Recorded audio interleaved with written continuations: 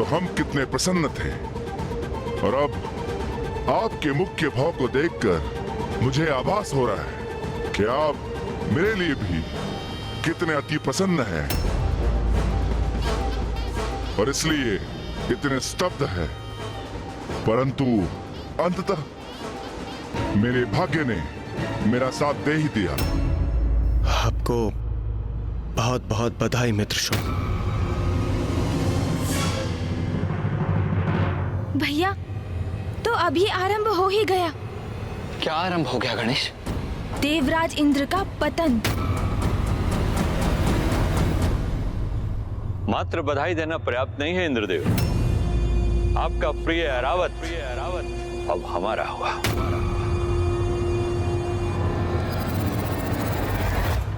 अरे वाह, अरे वाह, ये तो अति उत्तम कीड़ा है महाराज शुंभ।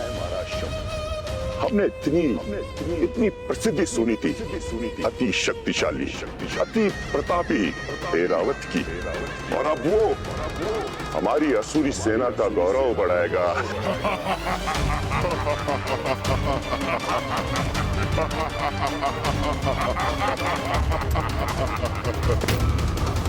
मेरा ऐरावत अब आपका हो, असुर महानायक शुंभ।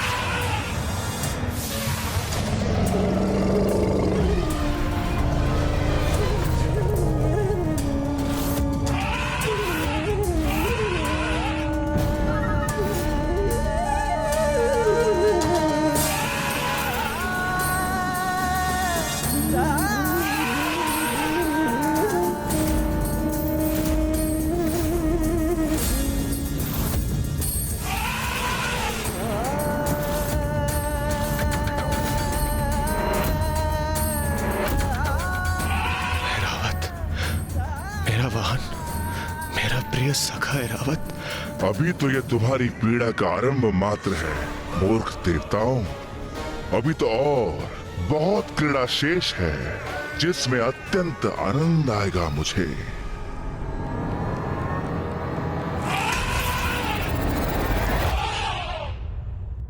कितना भी शक्तिशाली क्यों ना हो, है तो एक पशु ही ना,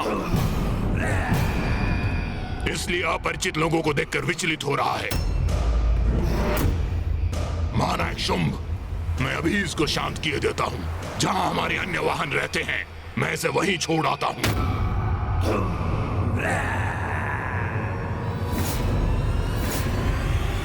ऐरावत मात्र वाहन ही नहीं, मेरा सखा भी है, किंतु ये तो मात्र एक पशु के उपयुक्त व्यवहार कर रहे हैं उसके साथ। ये क्या हो गया मुझसे? मैं ऐरावत को इस स्थिति में नहीं छोड़ सकता, नहीं छोड़ सकता मैं। इंद्रदेव, आपने ऐरावत को दांव पे लगा दिया, जिसके परिणाम स्वरूप आज ऐरावत इन असुरों का हो गया। ये कैसा दृश्य देखने पर विवश कर दिया आपने?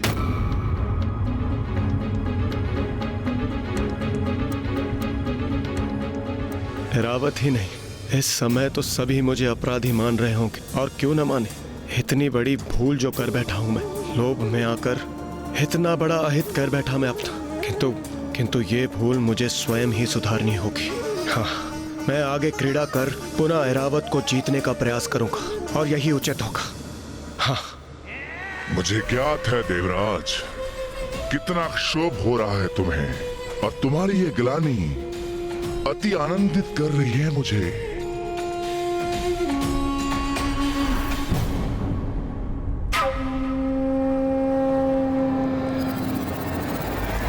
मित्र देवराज, मुझे स्पष्ट हो रहा है कि ऐरावत के खोने से आपको अत्यंत दुख हो रहा है, परंतु इसके पूर्व मैंने आपको स्पष्ट कहा था कि दांव लगाना उचित नहीं, परंतु तब आपने मेरी एक न सुनी।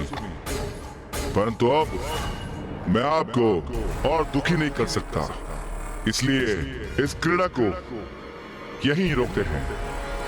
नहीं नहीं मित्र शुंभ, ये क्रीड़ा रुकेगी नहीं, और होगी।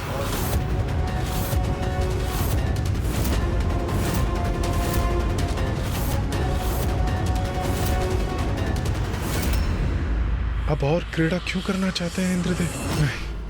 देवराज, ये आप क्या कह रहे हैं? उचित ही तो कह रहे हैं देवराज इंद्र। असुर महानायक शुंभ, देवराज इंद्र के निश्चय में पर्वत की दृढ़ता है।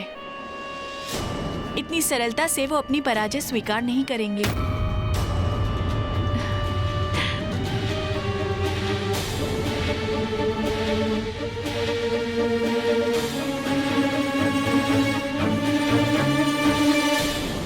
देखा गणेश, इंद्रदेव का ऐरावत को खोना पर्याप्त नहीं था। उससे सीख नहीं ली उन्होंने, और क्रीड़ा करना चाहते हैं वो। भैया, द्रुत क्रीड़ा तो यही है जो व्यक्ति को लोभ के ऐसे अंधकूप में धकेल देती है जिसका अनुमान लगाना भी कठिन है। हाँ गणेश, पूर्व में देवराज विजयी हो रहे थे, इसीलिए क्रीड़ा कर रहे थे, और अब पराजित होने के कारण और क्रीड़ा करना चाहते हैं। देवराज तो ये समझ ही नहीं पा रहे हैं कि द्रुत क्रीड़ा तो वो बीज है जिससे केवल विनाश रूपी वृक्ष ही उत्पन्न हो सकता है।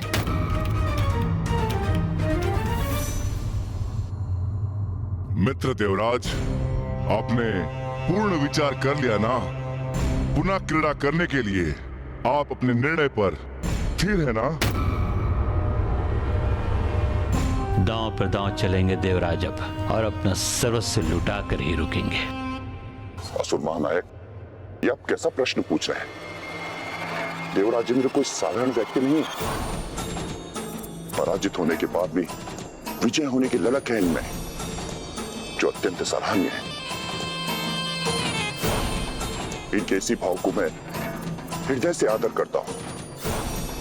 अदम्य साहस है इनका।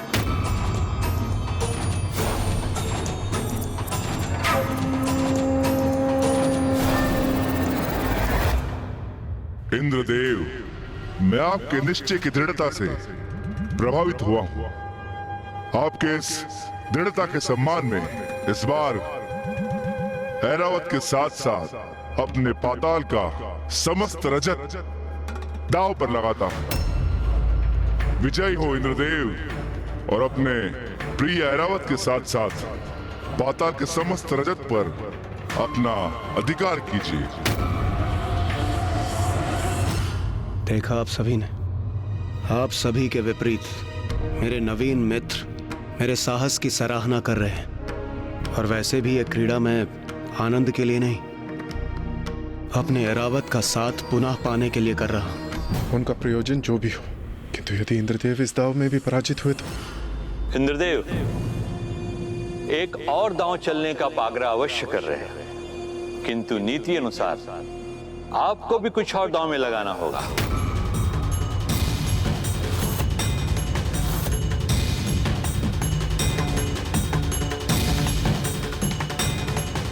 हाँ, जो ऐरावत से भी अधिक मूल्यवान हो आपके लिए। देवराज, क्या ये आप उचित कर रहे हैं?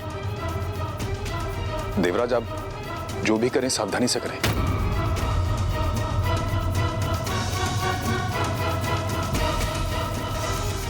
ऐरावत से अधिक मूल्यवान?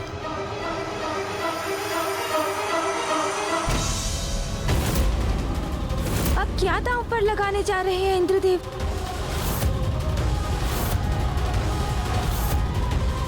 ये मात्र देवराज का पतन ही नहीं, वरन आसुरी प्रवृत्ति का उत्थान भी है, किंतु उसे रोक पाना अब तो असंभव सा होता जा रहा है। कोई भी निर्णय लेने से पूर्व हमें उसके प्रत्येक पहलुओं पर ध्यान देना चाहिए, अन्यथा एक भूल हमसे अनेक भूल करवाता है।